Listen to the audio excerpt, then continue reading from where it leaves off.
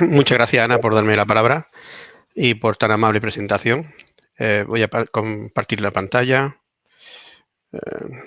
Compartir.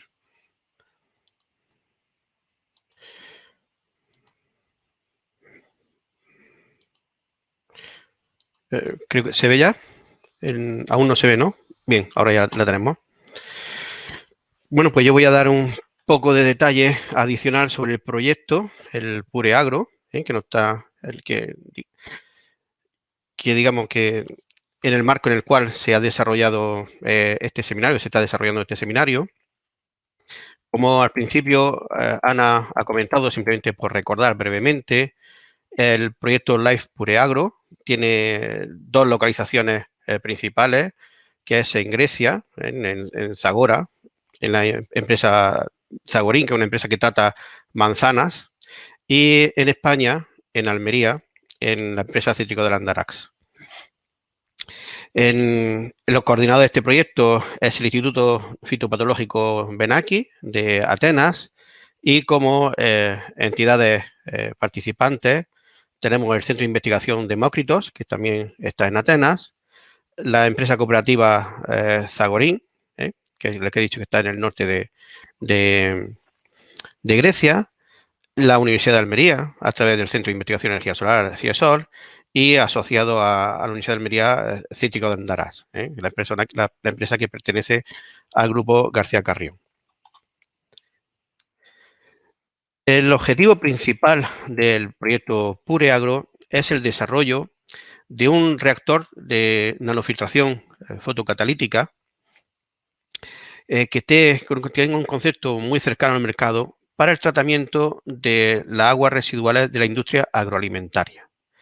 La novedad que supone este tratamiento, este reactor, es la integración sinérgica entre la fotocatálisis y la nanofiltración. Por ejemplo, si comparamos con tecnologías actuales, en comparación con el carbono activo, ¿no? La tecnología de carbono activo, que lo que sirve para separar contaminantes del agua, no destruirlos, separarlos, la ventaja del reactor fotocatalítico con nanofiltración es que no hay que regenerar el lecho absorbente como ocurre con el carbono activo. En cuanto a la nanofiltración sin más, sin otra operación, la ventaja de aplicarle a la nanofiltración una etapa de fotocatálisis es que se evita la formación de costras sobre la membrana, de depósito de la membrana, y no se generan concentrados con mayor toxicidad que el efluente inicial. En comparación con la ósmosis inversa, o incluso combinada con nanofiltración, la ventaja del reactor de nanofiltración con fotocatálisis es que hay una mejor eficiencia energética. Luego veremos eso gráficamente. Con respecto a la ozonización, que tiene un problema importante en la presencia de materia orgánica natural y de subproductos que se pueden formar durante el proceso de oxidación por ozono, pues la fotocatálisis con nanofiltración tiene la ventaja de evitar esa formación de subproductos. Y simplemente frente a la fotocatálisis en dispersión, los procesos fotocatalíticos con el óxido de titanio, por ejemplo, en dispersión, el disponer de el óxido de titanio como agente catalítico en una membrana, es decir, de forma heterogénea en una membrana, permite que el sistema sea más simple y bastante más versátil. Bien, en cuanto a cuál es la situación de los dos de las dos empresas o de los dos puntos de aplicación de la tecnología, ¿no? Vamos a empezar por la empresa Zagorín en Grecia. Como he comentado antes, es una empresa que se dedica al tratamiento de manzana, bueno, simplemente al lavado de manzana y empaquetarla para su venta. Consume alrededor de unos 15 a 20 metros cúbicos al día de agua por proceso de lavado y cepillado y secado, ¿no? Lo que viene a ser un consumo anual de agua de unos 4.425 metros cúbicos, que un consumo no es tampoco muy grande. En este efluente que genera, pues se han encontrado hasta 51 sustancias activas con una concentración promedio de unos 9 miligramos por metro cúbico, que es lo mismo que 9 microgramos por litro. ¿De acuerdo? Es decir, estas sustancias activas están a nivel de microcontaminantes. El tratamiento del agua que se hace en la fábrica es simplemente, pues, se guarda en unos tanques y se envía a través de camiones cisterna a una planta de tratamiento de aguas residuales, a una EDAR. ¿De acuerdo? En este transporte por camión, pues se genera una emisión de CO2. Y luego esa emisión de CO2 hay que sumarla a la propia descontaminación del agua en la EDAR, que también genera bastante CO2. Por tanto, como consecuencia de este tratamiento del agua, podemos decir que al año se vienen a verter unos 40 gramos de plaguicida al medio ambiente y unas 8,2 toneladas de CO2 que se emiten al aire. ¿De acuerdo? Esta es la situación actual. Con respecto a cítrico del Andarax, bueno, antes Alejandro ya ha contado algo de la empresa, evidentemente ellos la conocen bastante mejor que yo, pero la situación es totalmente distinta. La fábrica de cítrico del Andarax se dedica, bueno, fabrica zumos de naranja, zumos de extracción directa, son zumos de una calidad excelente. También se hacen sopas, crema de verdura, gazpacho, tienen diferentes líneas de tratamiento. De las diferentes líneas de tratamiento generan diferentes tipos de agua en cuanto al agua residual y, por tanto, tienen diferentes opciones de tratamiento. En general, la planta trata su agua mediante un reactor biológico secuencial, al cual se le ha añadido recientemente una etapa de depuración anóxica también. Y en el proyecto lo que se ha planteado es en qué localización dentro de la estrategia de trabajo de la planta podríamos situar el reactor de fotocatálisis. Porque, a diferencia del agua en Zagorín, del agua en Grecia, el agua residual en Cítrico del Andarax se caracteriza por tener una alta concentración de demanda química de oxígeno, como ya se apuntó que era característico de la industria agroalimentaria en la primera ponencia de esta mañana. Por tanto, la utilización de esta tecnología va a estar muy condicionada por el tipo de agua que podemos tratar, pero dentro de plantas de cítricos hay diferentes etapas en los distintos procesos en los que podemos situar el reactor de fotocatálisis y nanofiltración. Con este proceso lo que esperamos es poder ahorrar unos 20.000 litros al día de agua. También lo comentó ese dato esta mañana Alejandro. Bien, en cuanto a los impactos que esperamos de esta tecnología, de la aplicación de esta tecnología, pues sería, al menos en la empresa Zagora, pues el ahorro de un 95% del agua, que sería unos 4.200 metros cúbicos al año. También evitar el vertido de contaminantes tanto orgánicos como inorgánicos al medio ambiente. Esos 40 gramos al año podrían evitarse. Reducir la huella de carbono de la producción. Aumentar el impacto socioeconómico de la industria agroalimentaria debido al reciclo del uso, al reciclo del agua. Esto se estima que se puede aumentar la creación de empleo en un 10%, que sería como 4 empleos a tiempo completo. Y evidentemente puede tener también una consecuencia en cuanto a poner a disposición tecnología ambiental para la empresa y, por tanto, también un efecto en la legislación, puesto que si tenemos tecnología para descontaminación, la legislación puede moverse hacia favorecer la aplicación de esa tecnología, dando o quizás requiriendo cada vez una mayor calidad en la depuración de la agua.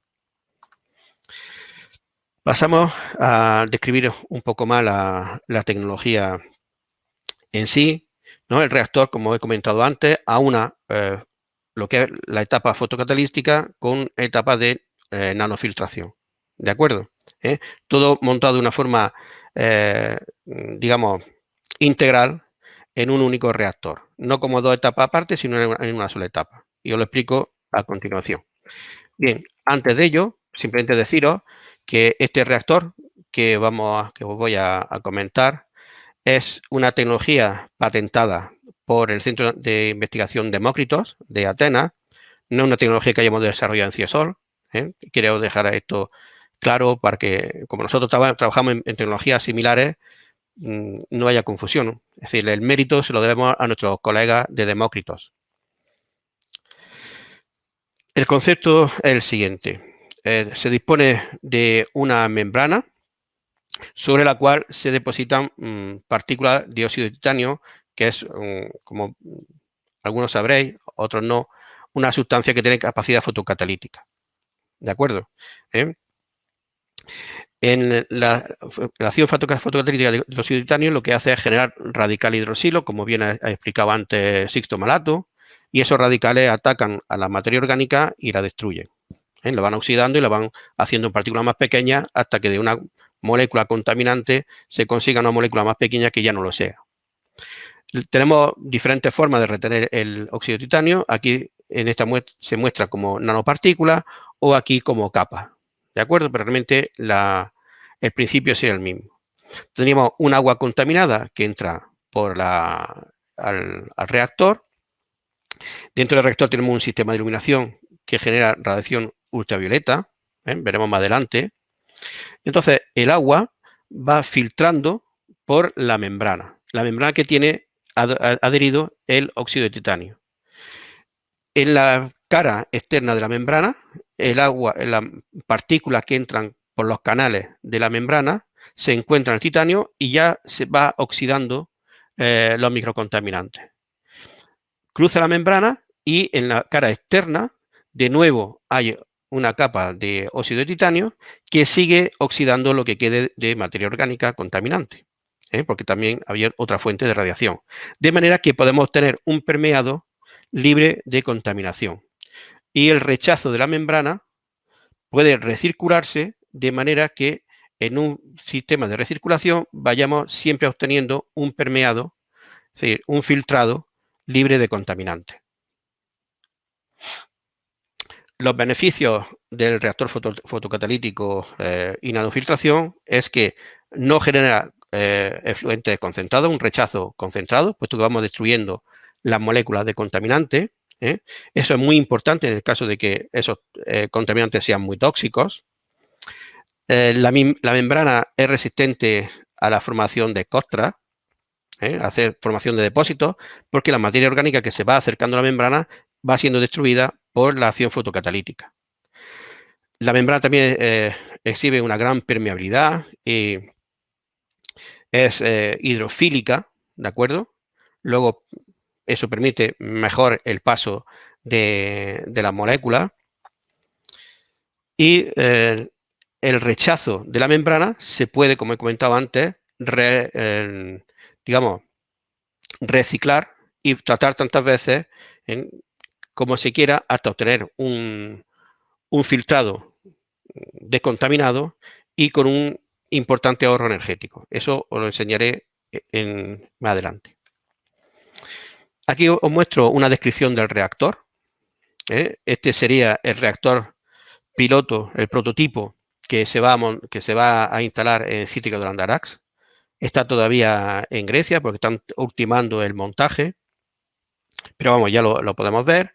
Y esta sería una imagen de cómo sería el funcionamiento, que a ver si soy capaz de explicarlo de una forma sencilla. El agua entra por un lateral y ascenderá, entrará por un lateral de este tubo, aquí estaría la carcasa. El agua contaminada entra por el lateral del reactor y asciende por estos tubos de vidrio, sobre los cuales hay fibra fotocatalítica. De manera que en el ascenso se produce ya parte de descontaminación.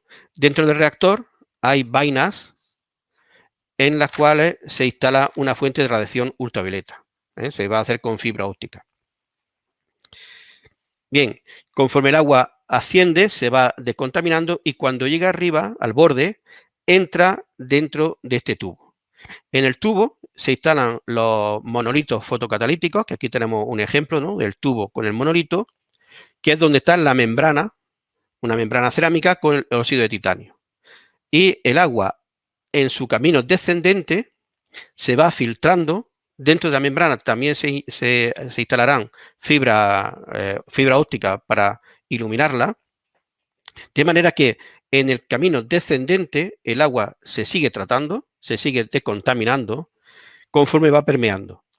De manera que el permeado sale por la base del tubo y el rechazo sale por otra salida específica que tiene. Lo que pasa es que no se ven bien en la foto, pero hay dos salidas distintas. Una para el permeado, que sería esta de aquí, y otra para el rechazo, el retenido. ¿De acuerdo? De manera que este rechazo se puede volver a meter en el reactor y trabajar en ciclo, de manera que siempre tengamos un permeado descontaminado. En cuanto a la eficiencia del proceso, aquí comparamos la filtración fotocatalítica con la filtración por membrana convencional. Si nos fijamos, por ejemplo, en el primer factor, que sería la permeabilidad, la capacidad de paso que tiene el agua a través de la membrana, los litros por metro cuadrado por hora y por presión, por diferencia de presión a ambos lados de la membrana, vemos que en un proceso de nanofiltración es más o menos estable, alrededor de los 9 litros metro cuadrado hora y bar. ¿De acuerdo? Sin embargo, en el proceso fotocatalítico con nanofiltración, vemos que la permeabilidad va mejorando conforme opera el reactor, debido a que cada vez se van eliminando los microcontaminantes, lo que evita un poco la mejora de permeabilidad. En cuanto a la concentración de contaminantes en el permeado y en el rechazo, en este caso se hicieron ensayos con un plaguicida, el clorpirifos, con una concentración de 1 miligramo por litro. Una concentración relativamente alta para un microcontaminante, pero una concentración fácil de seguir y ilustrativa para cómo procede este reactor, ¿no? Cómo se opera el reactor. Pues vemos que en el permeado, la eficiencia de eliminación de este plaguicida, el clorpirifos, es alrededor del 80%. Es decir, se elimina el 80% de lo que entró. Sin embargo, en el rechazo, esa eficiencia es negativa. ¿Por qué? Porque se produce un factor de concentración, puesto que en la nanofiltración no hay destrucción del contaminante, hay solo separación, hay una corriente libre de contaminante y la otra corriente que se enriquece en el microcontaminante. Aquí tenéis una ilustración, ¿no? Si entra una ppm, 1 miligramo por litro, pues tenemos el permeado con 0,32, pero sin embargo el rechazo sale enriquecido en ese contaminante y este rechazo habría que tratarlo aparte. En el caso de la filtración fotocatalítica, tanto el permeado como el rechazo tienen una alta eficiencia en la eliminación del contaminante debido a la acción fotocatalítica. Y aquí vemos, por ejemplo, cómo si entra 1 miligramo por litro en el sistema, pues tendremos un permeado con 0,05 miligramos por litro y un retenido con 0,1 miligramos por litro. Es decir, se produce una depuración en ambas corrientes. De manera que si esta corriente se recicla, pues podremos obtener un permeado aún con una concentración más baja del contaminante. En cuanto al factor energético, que os contaba antes que iba a tenerlo en cuenta, pues la filtración fotocatalítica tiene menos consumo energético que la ósmosis inversa.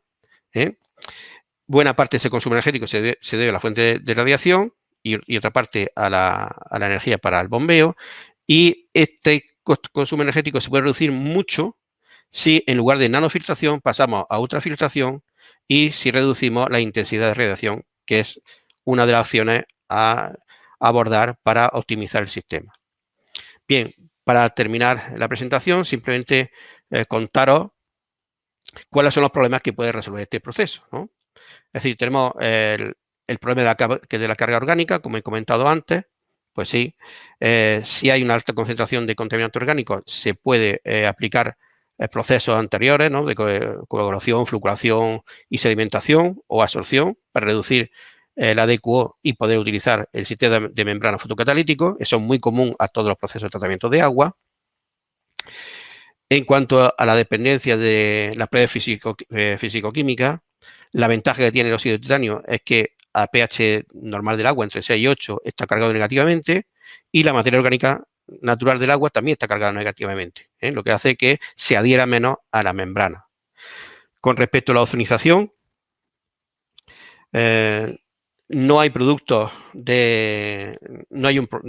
o se reduce el problema con respecto a los subproductos de transformación en el caso de la oxidación por ozono, cuando hay, por ejemplo, moléculas organocloradas.